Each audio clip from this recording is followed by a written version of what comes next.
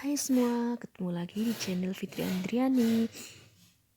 Hari ini saya mau berbagi tips bagaimana meredakan batuk pilek pada anak tanpa obat ya bunda. Jangan lupa like, subscribe, dan klik tombol loncengnya.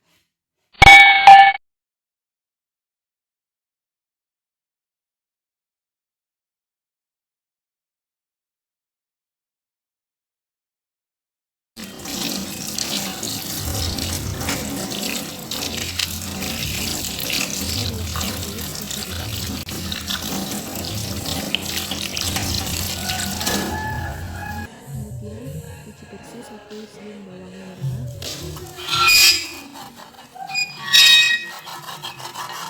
Kemudian bawang merah dan kencur kita aduk sebentar.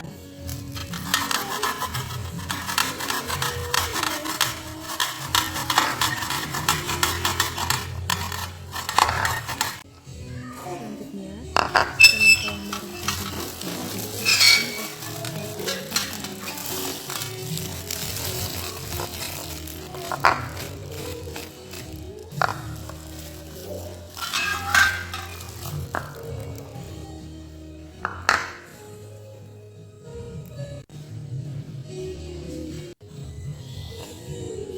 tambahkan minyak goreng secukupnya.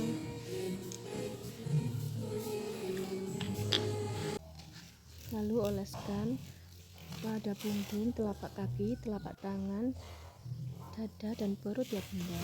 Semoga bermanfaat.